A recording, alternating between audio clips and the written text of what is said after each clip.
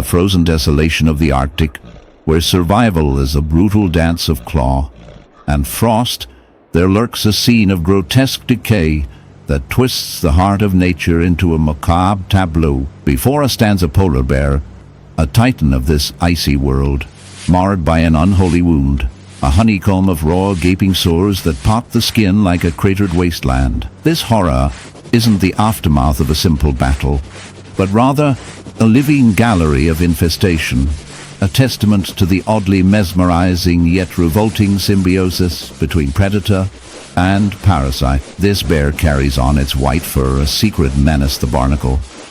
Barnacles, those crusty little exiles more commonly clinging to rocky shores, have found an uninvited sanctuary on the rugged surface of this Arctic giant. With jagged, calcified shells, these parasites embed themselves, burrowing into the upper layers of the bear's fur and skin, their spiny legs twitching as they latch on, feasting.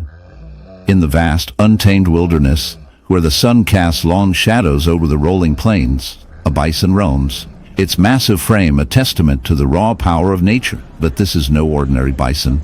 It bears a gruesome wound, a gaping hole in its side, a horrific reminder of a wasp nest that has taken root in its flesh. The sight is shocking, a visceral encounter with the darker side of life on the plains. As the camera zooms in, the viewer is drawn into a world where survival is not just a matter of strength, but also of endurance against the relentless forces of nature. The bison, a symbol of resilience, now stands as a canvas for the brutal realities of infestation, a living testament to the harshness of existence. The wasps, though small yet formidable creatures, have found a way to invade the bison's body, laying their eggs within the soft tissue. As the larvae hatch, they feast on the bison's flesh, creating a grotesque symbiosis that is both fascinating and repulsive. The wound, swollen and oozing, becomes a breeding ground for these insatiable pests. Each day, the bison endures the agony of this infestation, its body a battleground where life and death collide in a gruesome dance. The wasps, oblivious to the suffering they cause, continue their relentless cycle of reproduction, turning the bison into a living host for their offspring. This stark tableau raises unsettling questions about the balance of nature. In the grand scheme of the ecosystem, the wasps play a role, albeit a gruesome one. They are part of a cycle that has existed long before humans walked the earth. Yet their actions highlight a stark reality: nature is not always kind. Bison, once a majestic creature roaming free, now in the dimming light of the African savanna, where shadows stretch long and death whispers on the hot breeze, there lurks a hidden horror few have witnessed but many dread: the slow, creeping destruction of a great predator by an unholy scourge, a snake infestation. Picture a leopard, majestic and sleek, its powerful muscles rippling beneath a golden coat, now marred by a grotesque spectacle. A gaping wound oozing blackened pus, festering with coiling, writhing serpents. This is not just injury, it is a tableau of nature's cruel indifference, a dark page ripped from the survival manual in the wild. The leopard's wound, jagged and raw, is a highway for a deadly invasion. The snakes, attracted to the scent of decay and the warmth of living flesh, slip through the torn hide with sinister ease. These are not venomous predators in a typical sense, but rather parasitic hitchhikers, exploiting the carnivore's weakness. They enter the wound, burrow deep beneath the skin, their serpentine bodies tangled and twisting in a nauseating dance of desperation and death. The bloodied cavity pulses rhythmically, an unwilling host pumping life and sustenance to a growing infestation whose survival now depends on the very demise of its massive host. These parasites consume the tissue, secreting enzymes that liquefy muscle and fat, turning living flesh into a ghastly broth that sustains their relentless onslaught. The leopard's pained growls blend with the slick, wet sounds of serpentine movement, a symphony of decay in the heart of the wild. Each snake's translucent scales glisten slimly under the meager light, their little forked tongues flicking incessantly, tasting the air and the sickness. What should have been a powerful beast, king of its domain, is reduced to a grotesque shrine of nature's brutality, a living corpse crawling with life that thrives only on death. This infestation doesn't just ravage tissue, it ruptures the delicate balance of the ecosystem. Snakes, normally efficient predators, here take on a sinister role as scavengers and invaders, exploiting wounds that might have otherwise healed or led to swift predation. The leopard, a solitary hunter finely tuned by evolution, becomes a grotesque incubator for creatures more often feared than pitied. It is nature's darkest irony. A predator undone not by another competitor, but by creatures far smaller and less conspicuous, thriving only in its suffering. Delving deeper, the biology behind this phenomenon reveals a complex beneath the stark, frozen expanse of the Arctic, where silence should reign supreme, and nature's pure white canvas is disturbed only by the slow plodding of its apex hunters. An unsettling image emerges, a polar bear, colossal and majestic, yet scarred by an unspeakably grotesque wound.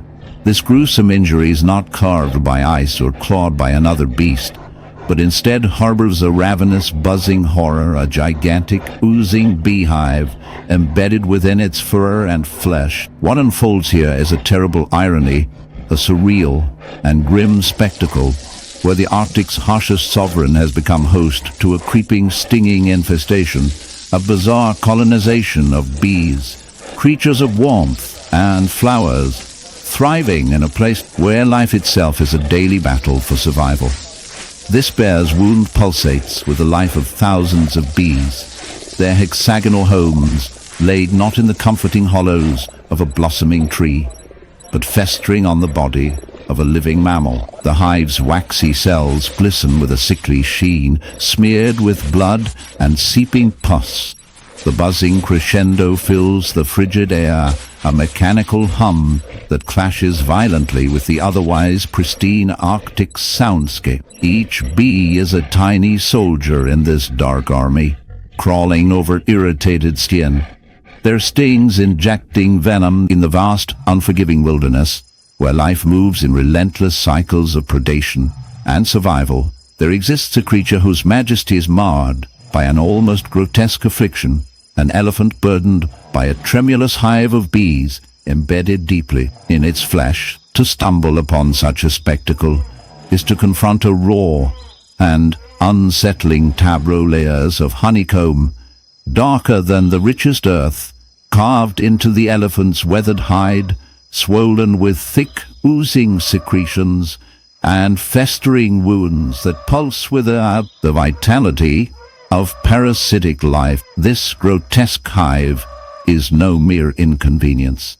It is a carnivorous invasion, a buzzing citadel of torment wrought by thousands of stinging invaders who have turned this gentle colossus into a living beacon of pain and decay. The elephant, typically a symbol of grace and strength, becomes here a walking wound, its skin broken and puckered as bees swarm incessantly around the hive's blistered surface. The hive itself, an intricate lattice work of wax and venom, clings with tenacity born from evolutionary cunning, an organ of suffering sculpted by insect enemies that have found a haven where no predator normally dares to nest. The sheer scale of the wound tells a legend of unchecked infestation, where the bees' relentless nibbling and stinging have eroded the elephant's natural armor, exposing raw flesh beneath scabbed layers, while secretions mingled with blood create a putrid cocktail that draws flies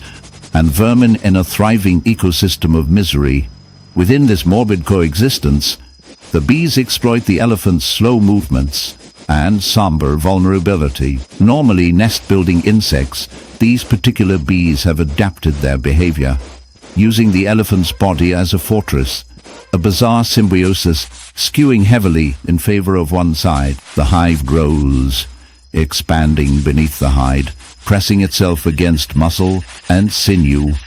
Each sting delivers not just pain but tissue damage. Venom sinks into the elephant's flesh, causing swelling and eventual necrosis. Necrotic patches discolor the hide in sickly palettes of black, green, and yellow. In the shadows of a once serene forest clearing, a tragic and grotesque scene unfolds. A dog, loyal and unsuspecting, now a living testament to nature's ruthless and indifferent mechanisms. Beneath matted fur, the flesh is marred by sinister, serpentine invaders, their presence both shocking and morbidly fascinating. The wound is not a simple injury, but a festering serpent-infested cavity, an ecosystem of slither and decay. This is not a tale of a single snakebite, but a horrifying infestation that has transformed the animal's body into a grotesque landscape of destruction, where the boundaries between victim and parasite blur into a nightmare of survival. What you see here is the aftermath of an unrelenting invasion by numerous snakes, primarily venomous pit vipers, that found a vulnerable entry point on the dog's limbs. The initial bite, searing with enzymatic venom, destabilizes the tissue integrity, causing swelling and necrosis. But rather than a swift end, the dog's wound transforms into a festering battleground. The snakes, or more accurately, legions of tiny snake larvae, yes, an extraordinarily rare but documented phenomenon, have penetrated deeper into the flesh, feeding not only on the inflamed tissue but also on the blood pooling within ruptured vessels. Their scales, tiny and jagged, shred at muscle fibers with every movement, turning the dog's body into a macabre nursery. Inside this wounded fortress, the larvae multiply, carried inadvertently by adult snakes or attracted by the scent of decay and blood. The infestation spreads like an infestation of hellish worms within the skin folds, where layers of skin peel like old paper, revealing slick inner tissues, slick with infection and venom